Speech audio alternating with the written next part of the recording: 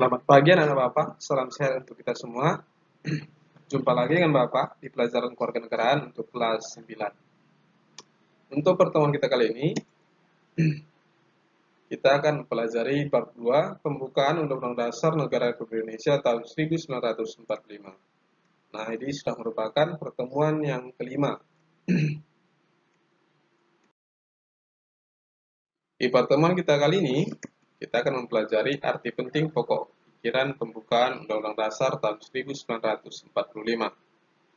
Nah, kemarin kita sudah pelajari pokok pikiran itu ada 4, dan sekarang kita pelajari apa arti penting dari pokok pikiran tersebut.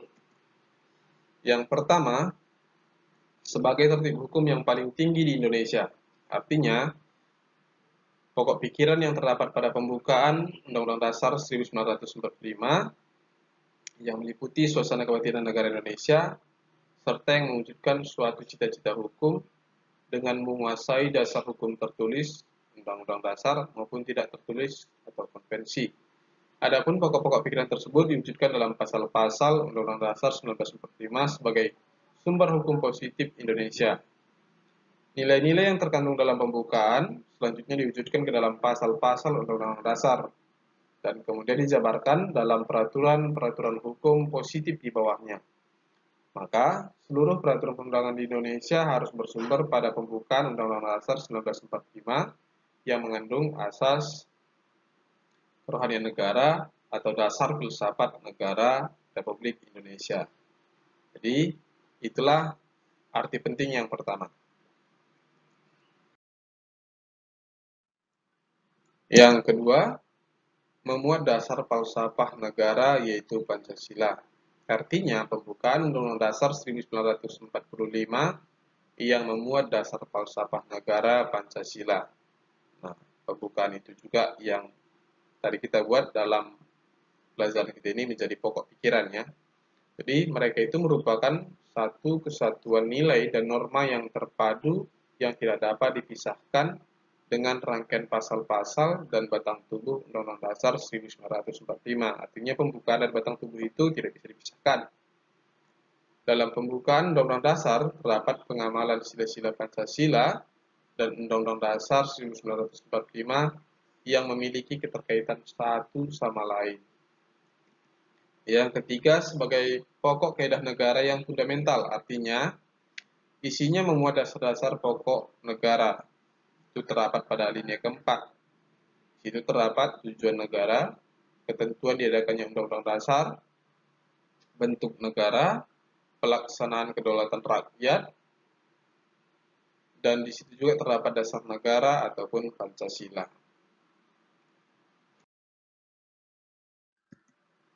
Yang keempat, menjamin kelangsungan hidup negara Indonesia.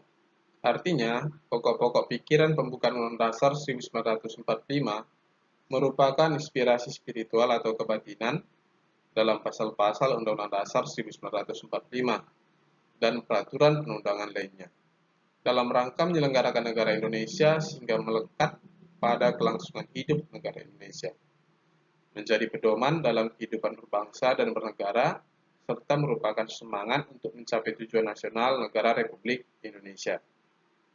Nah, jadi itulah arti penting pokok-pokok pikiran pembukaan Undang-Undang Dasar yang sudah kita pelajari sebelumnya.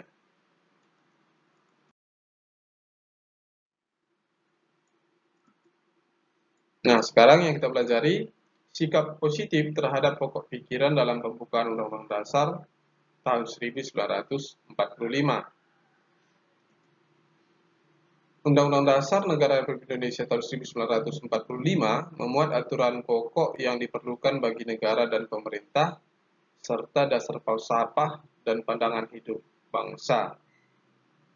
Dasar falsafah bangsa dan pandangan hidup bangsa tersebut telah berakar dan tumbuh berabad-abad lamanya dalam kalbu melalui sejarah bangsa Indonesia.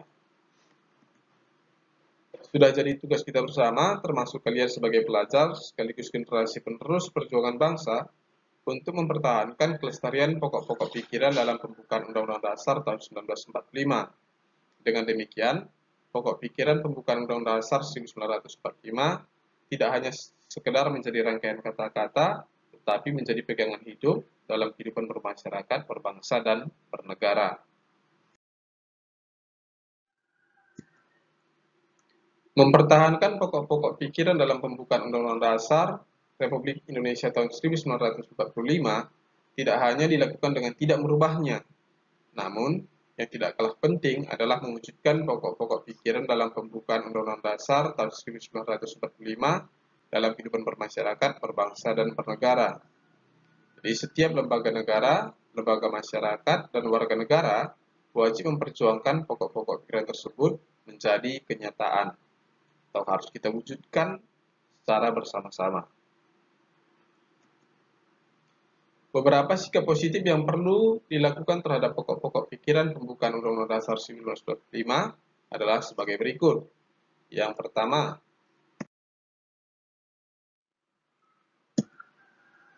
pokok pikiran persatuan. Di lingkungan keluarga, yang harus kita lakukan dalam pokok pikiran persatuan itu, hidup rukun dengan saudara, kerja bakti membersihkan rumah, saling tolong-menolong, dan menyayangi seluruh anggota keluarga. Di lingkungan sekolah, ikut serta dalam belajar kelompok, baru kerja bakti membersihkan sekolah, tidak membeda-bedakan teman, saling membantu antar warga sekolah. Di lingkungan masyarakat, ikut serta dalam kerja bakti membersihkan lingkungan, saling menolong antar warga, tidak melakukan tawuran, menjaga ketertiban dan keamanan lingkungan bersama.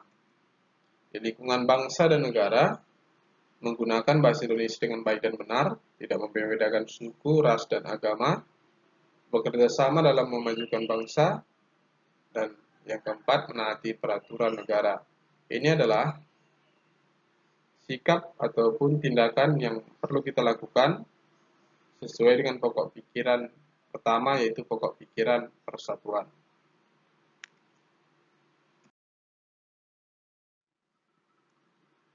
Yang kedua, pokok pikiran keadilan sosial. Tindakan yang perlu kita lakukan di lingkungan keluarga misalnya bersikap adil terhadap semua anggota keluarga, menjaga keseimbangan antara hak dan kewajiban, menciptakan suasana keluarga yang harmonis. Di lingkungan sekolah, tidak melakukan bullying atau tidak menganiaya atau mengejek kawan-kawannya. Baru, guru tidak membeda-bedakan siswa. Dan yang ketiga, bersikap adil terhadap seluruh anggota sekolah. Di lingkungan masyarakat, memberi bantuan kepada orang yang membutuhkan, tidak membeda-bedakan warga masyarakat, tidak memaksakan kehendak kita kepada orang lain. Di lingkungan bangsa dan negara, memberi fasilitas hingga ke daerah terpencil.